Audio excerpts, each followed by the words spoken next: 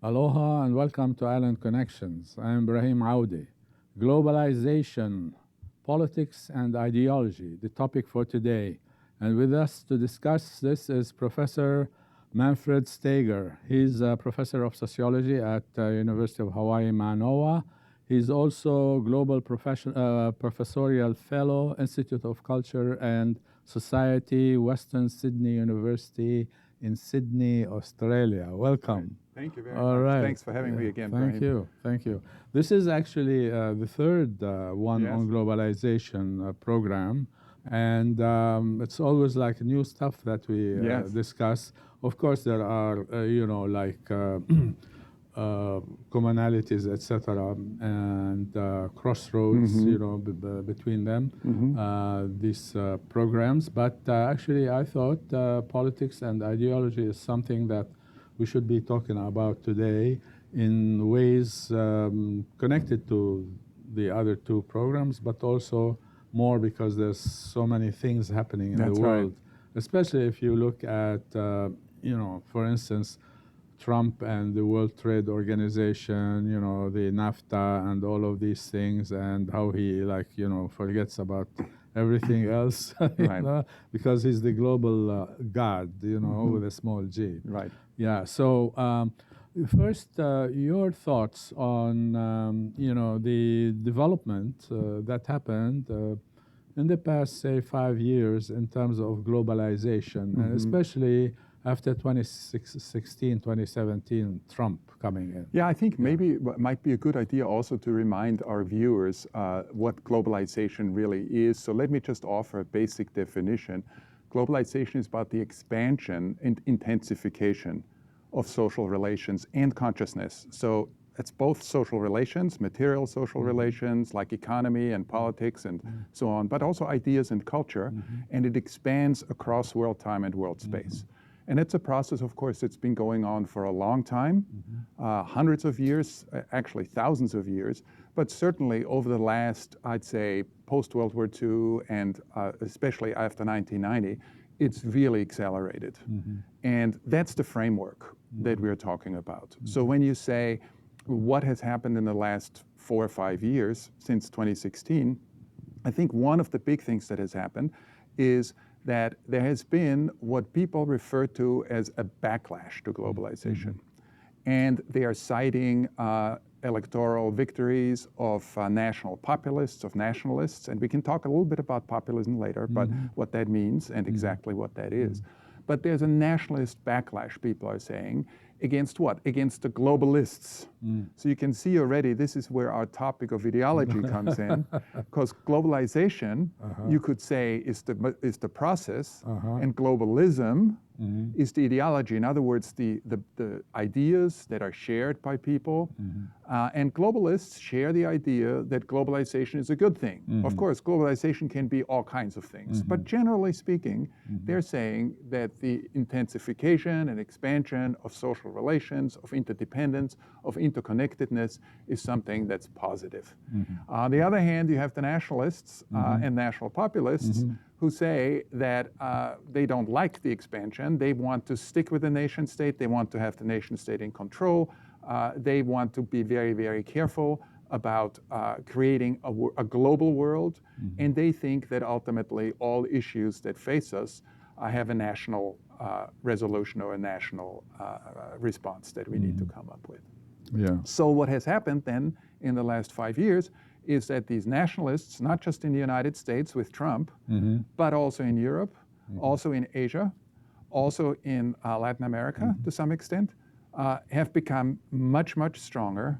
And what we have seen is the nationalists trying to get back into power, and they have succeeded in many ways. So globalization has become more and more a paradigm that's under attack. Yeah. Okay. So actually, this is interesting because when Trump talks about America first, Right.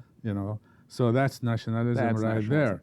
But it seems to me it's different from the nationalism of, shall we say, Venezuela, as an example, because what he wants, Trump, he wants to have his cake and eat it too. He wants to have America first, but dominating the entire world, which is the global system. I think that's a very good Yeah. point, Ibrahim, and I think that's part of the contradiction of Trump. And we can mention a couple of those contradictions. I'm glad you put your finger on this, right? So in other words, it's nationalism for America, but it's global domination of the United States. Right. So in that sense, he's a globalist, right? The other contradiction that is very obvious, right, is he's talking about, America first and the nation first, and yet what's more global than the brand Trump? And his attempts all over the world to create a hotel chain, which is, of course, part of globalization. So there he's a globalist all of a sudden when it comes to his own hotels. So absolutely correct. There are many, many contradictions in there. Yeah. Once I was in Istanbul, and I gave a talk at the research center, etc. And then they took me to lunch at the Trump Tower. Yes, there you go. There you go. And, there you go. Yeah, that's very interesting. So I took a picture, with people there, etc., to tell them like, hey, Trump had reached Turkey and also Russia. You know? Yes. So yes. Oh yeah. And Asia, of course. Yeah, of course. Yeah. So, and he's good friends with, the Korean Kim Jong-un. Kim Jong-un, and also Xi Jinping. Yes, and Putin. And Putin, and all of that. So there you go. I mean, this whole charade of America first, he really doesn't believe in it, really. I but think he uses it. Yeah, he's very selective, and he uses it for political reasons. Yeah. That's the second part of our show today, politics. Yeah. He's a very shrewd, I would say, not even politician. He's a very shrewd salesman or marketer who really has very little scruples in terms of, contradicting himself when it suits him, representing reality in ways that has nothing to do with facts.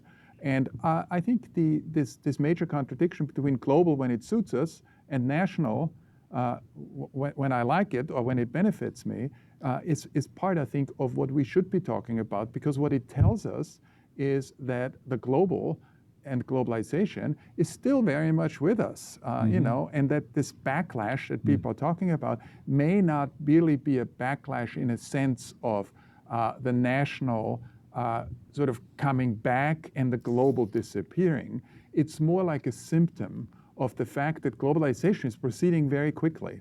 And some of the biggest issues that we are facing today are global. Yeah. And that's also part of politics we might be able to talk about. Yeah, in fact, a number of questions come to mind. One is that, let's talk about Trump a little bit, right. because on the one hand, he's shrewd, and of course, although like a lot of his businesses had failed and all of that, bankrupt, but he's shrewd, given that. At the same time, for such a shrewd person to be so ignorant is amazing. Yes. When it comes to what one could call real engaged business, he failed several times. I think where he succeeded, one has to say, is reality shows. He had a reality show that ran for 14 or 15 seasons that drew a huge audience. And that's, I think, what we have to look at if we want to understand Trump. Right. And we saw that just recently in his State of the Union address. Absolutely. It becomes a reality show. And I think that's where he really is very good. So everything becomes a reality show that's there to glorify him personally, to get benefits for him, and to suit people around him who have attached themselves to him because they think that he's a winner, as he always puts it. Yeah, but he's a globalizer. I mean, yes. So before we go into like globalization, the different ways of being global and globalist, in terms of going to the other nations who are having a backlash against globalization, for instance. One, we mentioned like, Trump and the contradictions with him. But the other thing, and that he's different from the other guys, like I gave the example of Venezuela. But the thing is that those guys, like those nations that having this backlash, perhaps, I don't know, I mean, perhaps it's not against globalization per se, but against who is dominating the global system. Exactly. Yeah, because I mean, even Venezuela, Yes. I mean, if it wants to sell its oil, Yes. where it's gonna sell its Yes. oil, you know, Yes. and what kind of trade, Yes. and they have like relations with Iran and you Yes. know other things. So the connectivity right there is there with those nations, but perhaps they want some kind of globalization where like you have interaction with other peoples and etc., but not with domination of anybody, Russia, China, or Yes. the United States. So what do you think about Yeah, I think that? the key, I agree with you. I think the key here is what sort of globalization are we talking about? There are different forms of globalization. And I think the form of globalization that has been predominant in the last 3 decades has been a capitalist globalization. So as you point out, the global system was capitalist and still is capitalist. And that means, and it was capitalism on steroids. Some people were talking about it as neoliberalism. Other people like myself were talking about it in terms of market globalism, meaning that the market, free market should be unleashed, should be deregulated, should be integrated globally. So that was the dominant form. That's the neoliberal. That's the neoliberal capitalist form of globalization. And I think that form of globalization, especially after the global financial crisis of 2008 and the recession that followed after that, was discredited to a large extent. Because people could see who benefited from it, the 1% on Wall Street, in the global capitalist financial system. The global corporations benefited from it. And the regular 99%, as we know, that was the big movement afterwards, did not really benefit from it and haven't to this very day, Trump notwithstanding. So, you know, it's very, very clear that when we're talking about globalization, we should be very clear that what we're talking about is this neoliberal capitalist global system that benefits certain classes, certain groups, and benefits certain countries that are hegemonic, like the United States. But there are different forms of globalization one could think of. A globalization that is more cooperative, that does not run on free market capitalism, where corporations are regulated, where we could think of global governance structures that are much more geared towards the global south, towards areas in the world where people are poor, where people are have no opportunity of social mobility.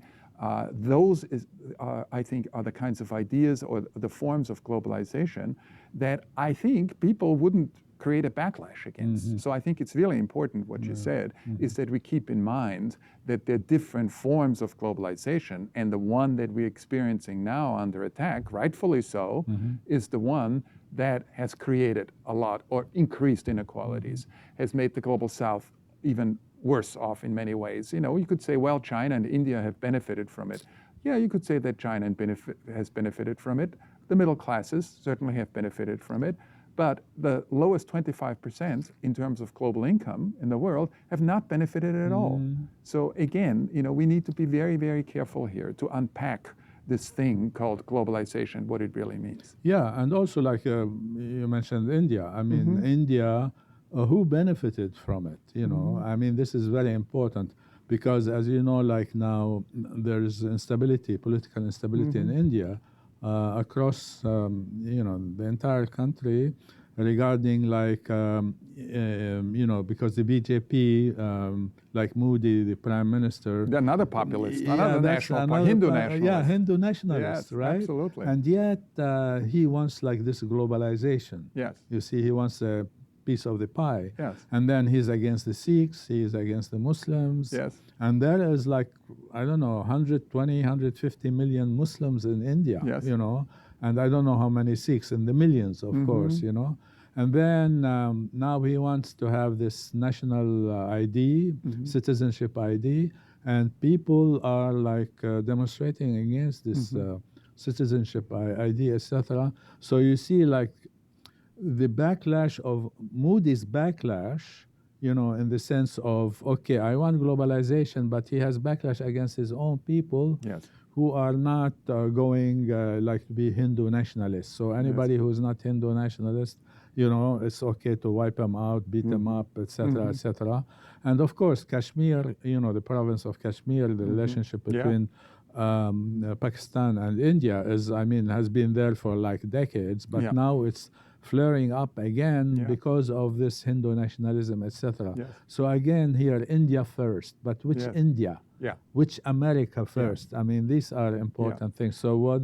I think these are very important things, and I think what we have to realize, and maybe this is a real fundamental thing that we need to talk about when we talk about globalization, politics, and ideology, is, what's a good starting point for ordinary people to kind of evaluate the dynamics, the globalization dynamics that have been in place, as you put it, especially in the last 5 years. And I think the very fundamental starting point for me is that we have one planet. So if you want to put this word first on something, it should be planet first. Yeah, absolutely. And what does that mean? It means that in terms of our thinking, doesn't mean that we can't be citizens of one particular country or have preferences or affinities for one country. Of course we can. But ultimately, what we have to realize is that the planet is our home, and the planet now, increasingly, because of globalization, because of these interconnectivities, interdependencies that have been created, is really under threat. And the major issues today are not issues of bickering between the nations, even though that's a good diversion, as you pointed out. But the big issues, what are the big issues? The big issues are certainly climate change. We can talk a lot about that and the politics of climate change. Another big issue is pandemics. We are right now in the throes of yet another virus called the coronavirus. And it interrupts, but it's global. And people around the world are worried about it. So that's another big issue. And the name Corona also, has to be planetary kind of thing. Exactly. So the next thing is inequality.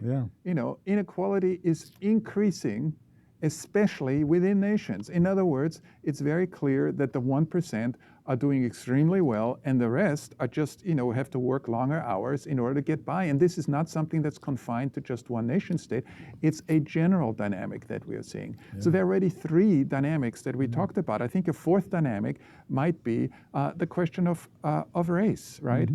What we are really looking at is a situation where increasingly we have to understand, if it's one planet and we're all diverse, that it means that diversity is written into the cake, so to speak, the fabric of this planet, and racism is just stupid and again, a diversion. So how are we going to improve our race relations is another huge problem that we're facing, which is global, So I think every single one, and if that's the case, then this diversion tactic to go back to nationalism and divide people as Trump does, or divide people as Modi does, may work in the short term, but in the long term, it's not going to address the real problems that we're facing. So you pit people against one another, and you stay on top, and everything is hunky-dory for you, even like Rome is burning. Exactly. Exactly. So that's one thing. I'm glad you mentioned climate change, because I was gonna say, and the proof of the pudding, is the climate change. It's the climate change, absolutely. I mean, and look what's happened in Australia, what's happening in California, what's happening in Europe. We're getting extreme weather events. I mean, even here, on the islands, we've been we're in the throes of the hottest winter. I just talked to a colleague in geography, and he said January was extremely warm here, unusually warm.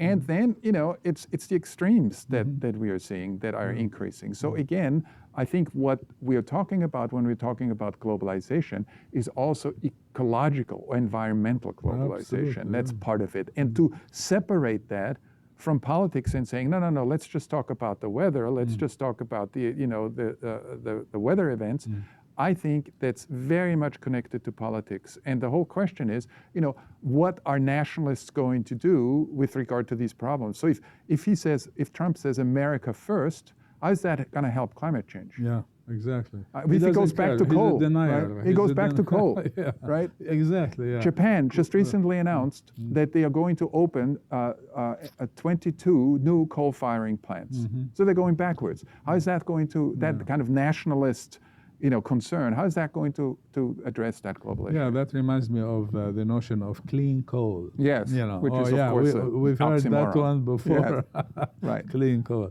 But this is the things like I wanted to talk about. Actually, we got into them already, but let me put like a title on it, which is the tensions within globalization. And here we can talk about, on the one hand, the neoliberal approach to political economy, which is political through and through, because which class is benefiting from it more than the others, and which ones are like getting the short end of the stick. That's one, the political economy. But the other thing is, in fact, the question of the ideology. Here we can talk.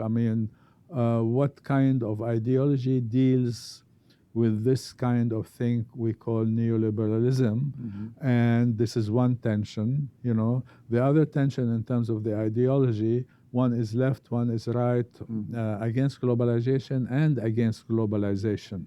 We talked about it earlier before the show. And you were talking about the right wing in Europe and elsewhere, and the right wing in the United States, America first, as a rallying cry. Yeah, I think it's really important to talk a little bit about ideology here, because nationalism doesn't quite capture it, right? So people are talking about this rise of populism. That's another ism, another ideology, another system of ideas that is shared among a lot of people.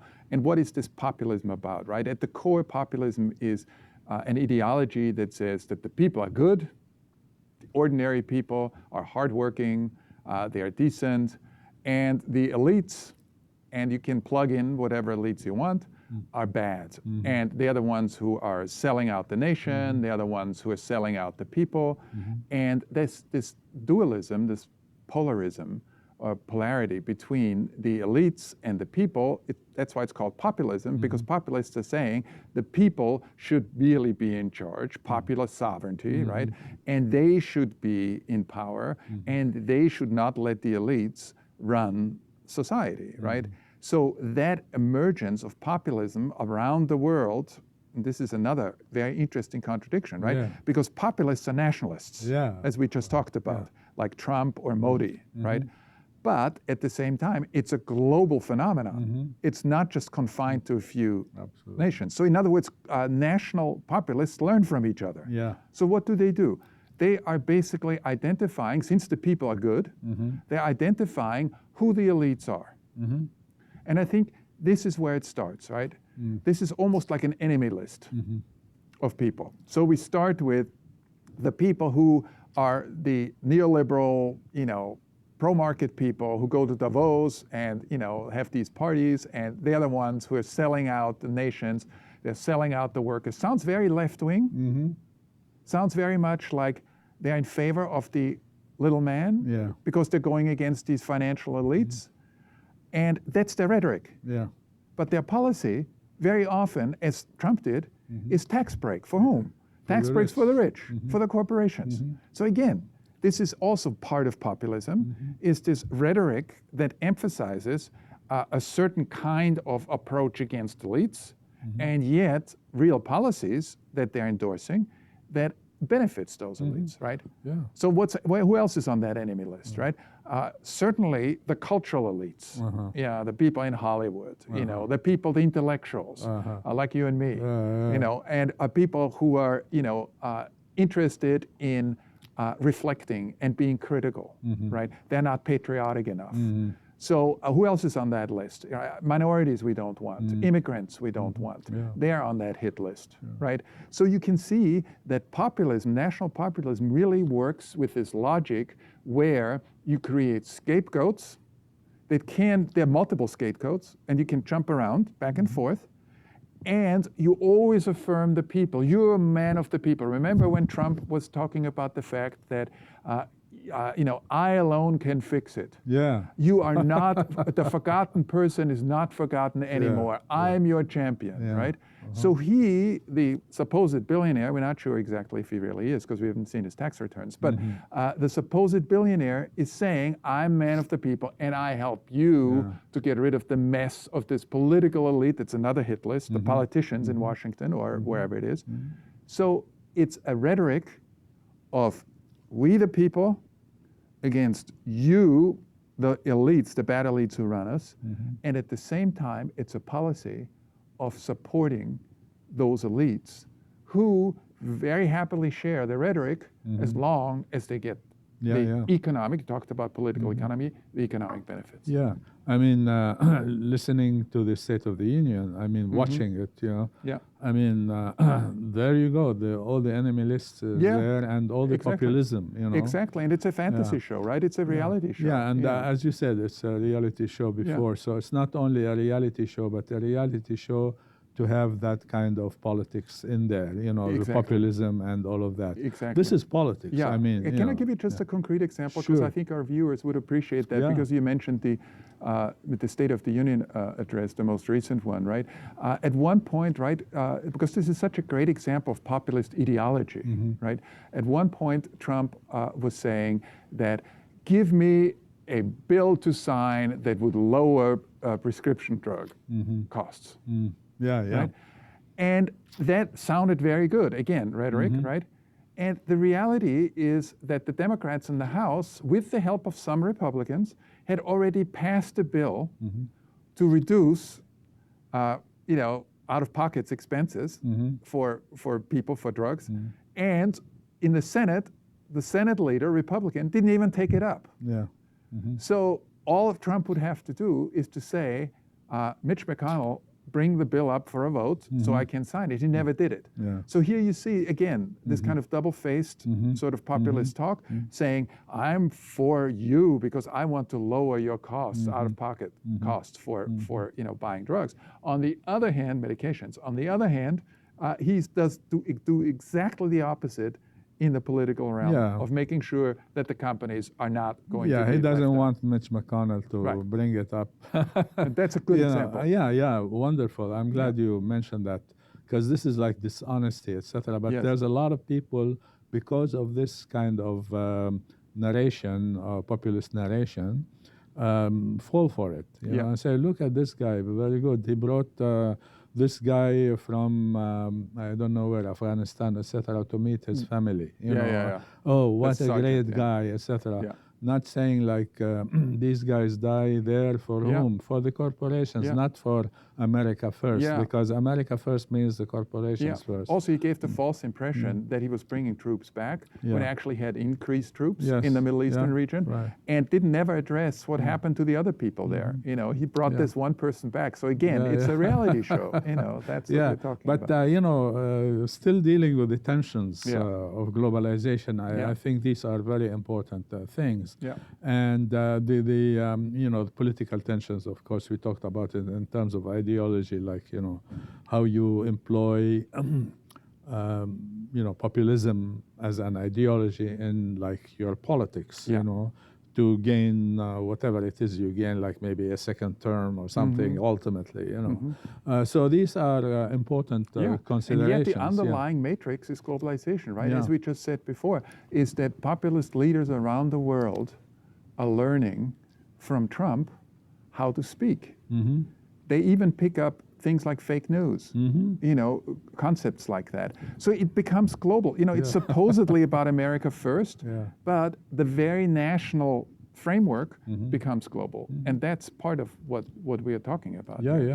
And, the other thing, in terms of this politics, in terms of globalization and the politics of it, is that the 2008 global financial crisis, I mean, as you mentioned, really devastated everybody, but also devastated neoliberalism and globalization as we knew it, and we still know it, because what did they do? I mean, they floated the big corporations, and the people, like people you and I, we lost a lot, Yep. in this case. So here, is one of the tensions, Yes. of globalization, in the sense that people now, experts talking about there will be another global financial crisis. When, we don't know, but I've heard some people say 2020, 2021, but I don't know. But maybe like 2027, whatever. So given all these things that are happening in the world, regarding wars in the Middle East and more tension in the Middle East and mayhem in Latin America and Africa, wars and all kinds of things happening, plus, all these viruses coming up, et cetera, et cetera. Okay, what do we, if you look forward, or you project forward, what would you say this global financial crisis? First, is it coming, one, in your estimation? And then if it's coming, is it going to be like the 2008 one or worse or less or what? And okay, I'll stop here because I have other questions regarding that. I wish I had a crystal ball and I could tell you. But, I think that there is no question that what is happening right now financially in terms of global financial flows is not sustainable. So I believe there will be a crisis coming. When exactly it's coming, I can't tell, but I think it will happen in this decade, in the 2020s. And what's really problematic, and again, it's really important, I think, for our viewers to realize, is that the reason the stock market is going up so much is because rich people and rich investors are not satisfied with the low interest rates that exist around the world. So what has happened is that central banks around the world have basically printed a lot of money and put it into circulation in order to keep interest rates low. And that low interest rate means that if you put your money into bonds, or if you put your money into your savings CD, all you have to do is go to First Hawaiian Bank or Bank of Hawaii. You know that the interest is very low, right? So you want to get a bigger return. So a lot of the money that used to be in other instruments, including real estate, which hasn't been doing so well, is now all being sucked into the stock market. So that means that the stock market went up 26% last year, 2019, which sounds like a great return. It is a great return. But what it means is that the money goes there because people want a return, not because the underlying assets of the companies that are traded there are actually worth it. This kind of dynamic is called a bubble. It's called a financial bubble. It means that people are putting money into something whose underlying value is not really worth what the stock price is. And this game can go on for a while, because as long as people keep feeding the beast, keep feeding that stock market, it'll shoot up, it'll shoot up, it'll shoot up, right? Tesla, yesterday, doubled in a couple of days its value. It's not worth it. But it produces a lot of return. At some point, that stock market ride that looks really great now will end. Why? Because reality will kick in. Trump can say a million times fake news or alternative facts. The real facts is that the underlying value of those companies is not what the price of the stock is. And once investors recognize that and lose confidence and sell off, that's when it's what's called a bursting of the bubble. And I think, in my view, that will be, to answer your question, the beginning of that new crisis. And because it's a global financial system, because all of those things are interconnected, those assets, those flows, it will affect other countries as well. And ultimately, like the global financial crisis of 2008, will be a general crisis, right? Other suggestions were, well, maybe it could happen with China, and the coronavirus right now. And their economic activity is suffering as a result of that, and that could then jump over. That's a possibility. I don't know. I find it more likely that the American stock market bubble will burst, and that will cause havoc. And I think that then will create, I think, a series like, remember in 2008 we had the global financial crisis followed by what is now called the Great Recession of several years of real bad economic news, right?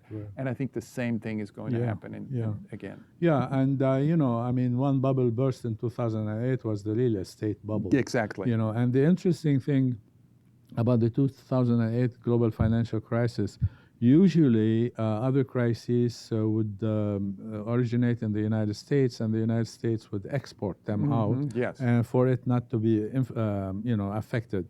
But the 2008 was the first one that started and stayed here and then, you know, spread. Similarly, this is going to happen because if the you know, stock market gonna like burst, then that's what's gonna happen. A lot of people gonna be drowning here. Yeah, it's gonna crash. And that is something like where populism can lead us. But the other thing, I mean, one that I also think about quite a bit is the question of wars. You know, I mean, since like why, for instance, the United States want to dominate the world for natural resources, for markets, for whatever it is, for America first, you know.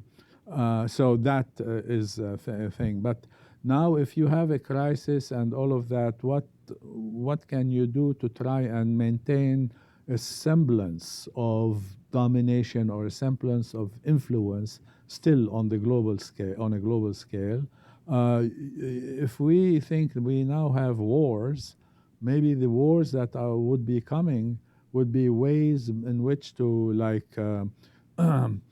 churn up the industrial machine, you see, again, you see, so that, you know, spend money, inflation, or et cetera, but keep things going for a while. And so at the expense of other peoples in the world, et cetera, but for the benefit of the big powers, especially like, you know, the United States. Well, I think this leads us right back to politics, right? Globalization and politics. And I think what we have to bear in mind is that the political situation has fundamentally changed in, I'd say, the last 5 to 10 years.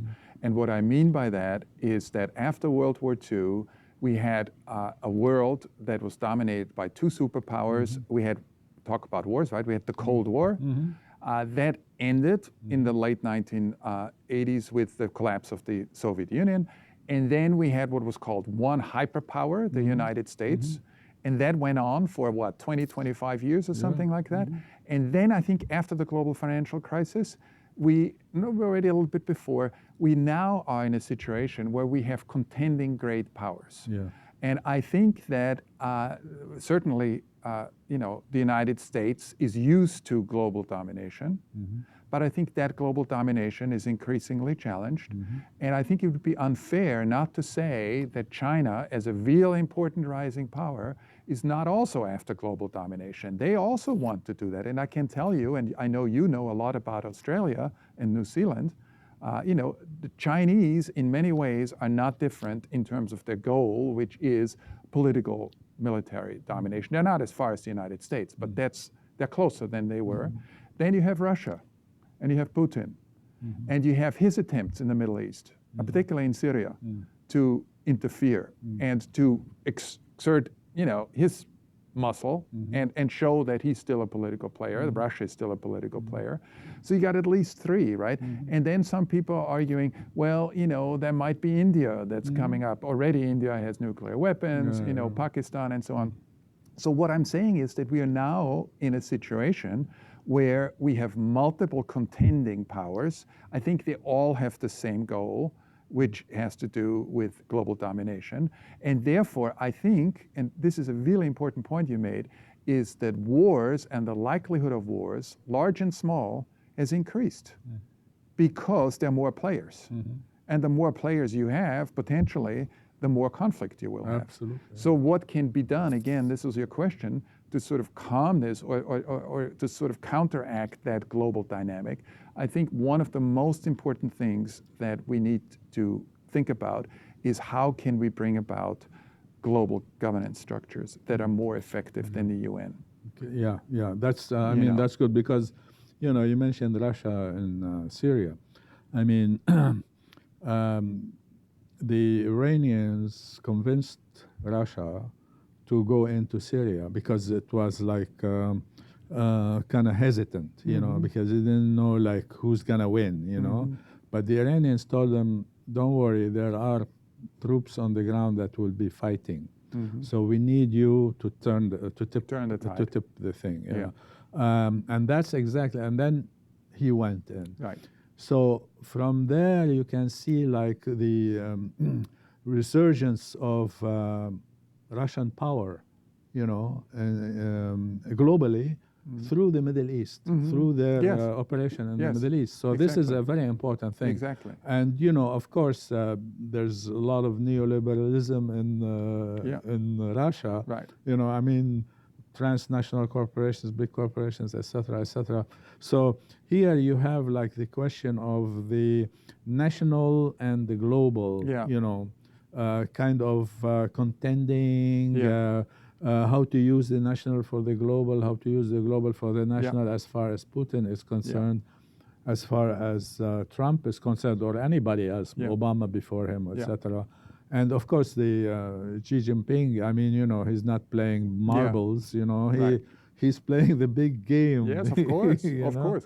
But, you know, I ultimately believe that, you know, in the long run, this is the very long run, you know, this is the, maybe for the rest of this century, the 21st century, ultimately it will become clearer and clearer that the human organization in terms of nations is less and less viable. What becomes more viable is global governance on one hand, but also localism. And I think that the global and the local go together much more easily than the national, and then the national and the global. So what I hope, again, as part of what can be done to counteract this very dangerous possibility of wars with multiple contending powers, national powers, is not just, you know, the move to global governance, which is one thing, but also the move to strengthen local governance, right? And for example, you know, you think of cities, and cities could become networks that globally work with each other. In many cases, cities are much more important now than nations, bypassing the states. So what I am hoping, and what I think is the only way to sort of counteract this danger of war and increasing tension, is to go both global and local. And last time, if your viewers remember that, the term is globalization. So what we need is local, right? Which means local and global hybrid together, right? No, and we have that here in the islands, right? I mean, a big issue here right now is Mauna Kea and the TMT, right? The telescope.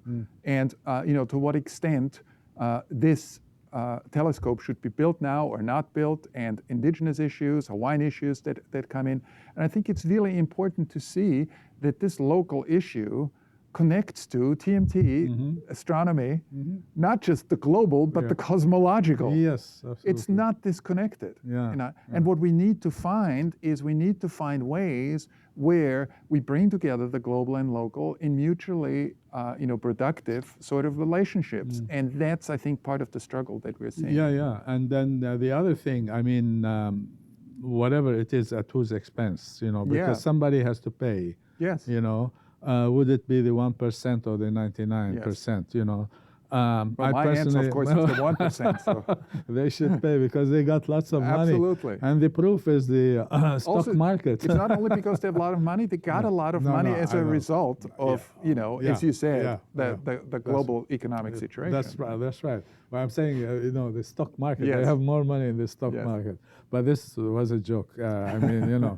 But the thing is that, I mean, really, I see the world inching forward towards wars, more wars, etc. Proxy wars, all kinds of wars, you know, all kinds, you know, even germ warfare wars, or what have you.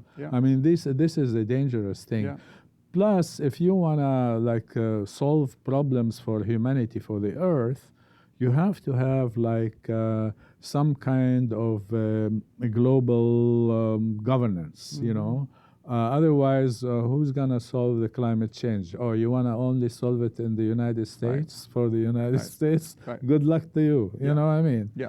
So that shows like there is, humanity would be at a crossroads, shall we say, which way you want to go, to solve these problems that are threatening the human race, Yes. Okay, so would then, I wonder, would populism, be, it's not going to have the answer, but would it be believed still, I think juncture, I think that's a great point. And I think this is where ideology comes back in, right? Exactly. Because it's about ideas and beliefs. Yeah. And I think what we need to talk about, Ibrahim, which we haven't been able to talk about, which is when you said, what's one of the big things that happened in the last 5 years with globalization. The one really big thing that has happened is technology. And these ideas, these beliefs, whether it's populism or any other, are mediated by technologies. And what I see is, with regard to globalization, increasingly that technological, let's call it digital globalization, or disembodied globalization, right? Because we're talking about ideas, we're talking about information, we're talking about data, right? Is leaping so far ahead of other forms of globalization, like embodied globalization, which is tourists, they still have to get into airplanes, they still have to get here and there, migrants, other forms of globalization like trade. I can talk a little bit about trade, right? Trade, people are saying, is stagnating. It's not going so well, right? Because it's heavy, you still have to transport things. Whereas digital globalization, digital flows are easy, and they are mediated much more quickly. Everybody is on social media. Everybody is really networking all the time. The screen time. I have a good little empirical data for you. In the United States, the average American in the year 2001, which is when your series started. Congratulations, by the way. It's almost 20 years. In 2001, the average American spent about roughly 4 to 5 hours a week online. It has now gone up to 25 hours. The estimation is that in 10 years, people will spend more time on the internet, in other words, in cyberspace, in screen space, than in, quote, material space, or what they now call, you'd like that, meat space. So there'll be more cyberspace time than meat space time. And what that means is, obviously, that part of globalization, digital globalization, is moving ahead very quickly. The other ones are lagging behind, and all you have to think about is a rubber band.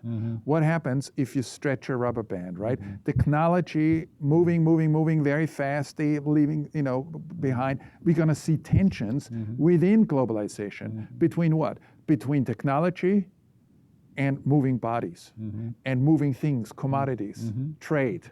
And we're already seeing that, right? Because on one hand, Trump is Mr. Twitter, which is another total global thing, right? Absolutely. And he takes advantage of that. On the other hand, he's against trade, or he doesn't. He wants to slow down trade, right? That's a contradiction. So technology is a big part of the novelty. It's not novel, but that has moved ahead very quickly, that we need to talk about. Or he wants people to have American commodities, and he doesn't want anything. Exactly. And if he wants commodities like oil, he will go and occupy the oil fields, or something like that. But it's important to say here, right, that American commodities are not American, because almost all commodities now are being produced by so-called, or through so-called global, global value chains. It means that, or production chains, it means that anything, pretty much anything that you buy is made not just in China. Most people think it's China, so there are very few American goods left. But it's actually made by multiple places and multiple production sites and put together, right? Even assembled somewhere else very often. What I'm saying, like, he wants people to get American goods, but again... But it's rhetoric again, right? Absolutely. That's my point, you know. But the thing, like, he wants, like, jobs to come back, and this is, like, stupid. I'm sorry to say that, but it's not well thought out. No, it's ignorant from ignorant perspective. But the other thing, in terms of technology, and in terms of meat space, whatever, I think we talked about it in a previous program on globalization, but it bears repeating here. It seems to me, and that is to say like how jobs have changed Yes. because of that Automation. Yeah, I mean Yes. the introduction of the chip, the computer chip or whatever, the electronic chip, into production, etc., has changed all kinds of stuff. And so that if I were like a steel worker having like $50 an hour, etc., I'm no longer in the steel mill because everything has been computerized. That's you one need form. like 1,000 people instead of 14,000. That's one form. To run. And then what happens? I go and either get a job for $20 an hour, Yeah. which means standard of living going down, Yeah. etc. That's why like the middle class is going down or whatever, and this kind of rhetoric, American propaganda and so forth. And then what do? They blame the immigrant, everybody else, and therefore you have that tension and racism and all of that engendered because of the way globalization is operating through the computer chip, etc. Yes. It's not the fault of the computer chip. No. It's the fault of who is in control of the chip. Exactly. And those structures. Who's making money. And I think this is again a very important point, and I think we ought to just spend 1 or 2 minutes on this. This is what I call digital globalization cannibalizing the other forms of globalization. So the microchip, digital globalization, is cannibalizing what? It's cannibalizing literally workers who used to be there doing the job that the chip is doing. I'll give you another example of this cannibalizing of digital globalization of others. It's telecommuters. So let's take a lawyer in San Francisco who needs paralegal work done. Previously, she or he would put an ad out and people would apply and somebody would come and they would do their work. And even if it's temporary work, it would be a person doing that, most likely somewhere in the area of San Francisco. Now, what we are seeing is we're seeing websites where people from all over the world, telecommuters, literally are, quote, commuting to San Francisco virtually, doing that paralegal work, getting paid by the hour, and then digitally commute back to where they live, say New Delhi in India. That's another example of how digital globalization is literally cannibalizing the other more embodied material forms of globalization, to the point where even our own bodies become more and more digitalized. People are now talking about wearables, that more and more people will have chips and connectivity in their, in their lenses, in their, eye lenses, or, wearing them, in terms of on their jewelry or on their watches or whatever it is, right? The question, though, would they be able to afford all these things if they are unemployed, semi-employed, homeless, and the rest of it, and more people are on the margins, shunted aside from the economic activity, etc. But you see, this is where thing. this is where the global banking system comes in, right? So the answer to that is, of course, they can't afford it unless you give them credit. Yeah, but if they're buying it on unemployed, you give them credit. It's the same thing in 2008, right? The so-called subprime mortgages were given to people who are unemployed. So they would repeat that, right? The banks would give credit, short term, right, to people so they can keep the consumption going. But ultimately, that bubble would burst, right? It seems to me like, with if things are moving towards unemployment and, homelessness and poverty and the rest of it, even despite all of that, it appears like if capitalism is defined by wage labor and there's no wage labor or moving towards like, are asymptotic to zero, then the problem is that we might have no capitalism in terms of the definition. You can still have private property, and they will have to find a new system to maintain private property in their hands and keep the people poor. But I wanted to say something about the new book. Tell me about the new book in honor of Manfred Steger. Oh my God! Yeah. Now Okay. You're embarrassing me. No, but no, that's no. okay. I want to. I basically it's called revisiting the global imaginary, right? The global imaginary being, the increasing imagination, the consciousness that people have of being interconnected and being part of a global community. So that's the term that I've coined a long time ago, and the global imaginary is something that is connected to my work. So a number of my colleagues around the world have been so kind as to honor me in terms of putting together a book called Revisiting the Global Imaginary, which are essays that deal with my work and of course bring in also their perspectives and their work. So that just happened recently. The other interesting development is a new book that I've written with a colleague in Sydney, Paul James, and that's called Globalization Matters. And it really works perfectly with this particular show today because it allows us to, kind of allows me now to say that if you want to know more about why globalization still matters, even though a lot of people are saying, oh, there's this backlash against globalization, we're going back to nationalism, you can take a look at that book. It's by Manfred Steger, myself, and Paul James, and it's called Globalization Matters. Yeah, that's good. Who's the publisher? Publisher is Cambridge University. Cambridge. Press. And the other one, the imaginary? The other one is Palgrave Macmillan. Oh, okay. Yeah. So these are important things we can learn from. And then I just want to point out your website on the for people to know more about your work on globalization, etc. And one other thing, we talked about the award you got. The award you got an award in terms of globalization, etc. Oh, yeah. Well, that was basically just a general recognition from a variety of professional organizations that honored my work on globalization. Right. So it was more of a general. And then you've been also consulting State Department. Yes, or whatever. I was a consultant, a long time ago. I'm still getting requests from various government agencies to usually talk about how I see globalization, where globalization is going.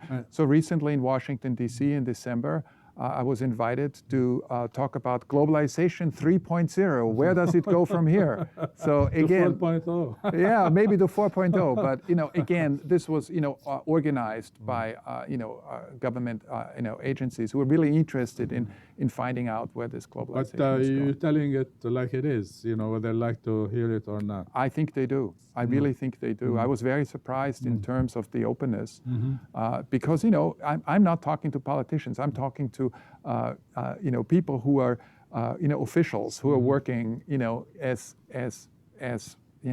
professional officials working in those various State Department, those various institutions. They are interested in globalization, politics, and ideology. They're certainly interested in where globalization is going, so they can think about administration, policy, and those types of things. How to stay on top, maybe, or something. Possibly, but you have to engage. Yeah, and absolutely. Sometimes you even have to engage, and often you have to engage people you may not agree with. But it's really important to make sure that your ideas are actually connected to some reality, that they make an impact. And it may sound very corny, but I'm in it first and foremost for my students, but also to make the world a better place. Yeah, it's always good to speak to not the people you agree with, but the others who you don't agree with. Absolutely. Well, we're flat out of time. All right. Thank you very much, Manfred, for coming over. For having me. And we're looking at the fourth session of that because things are happening. Thank you. So thank you very much. Mahalo no iloa, and we'll see you next month. Aloha.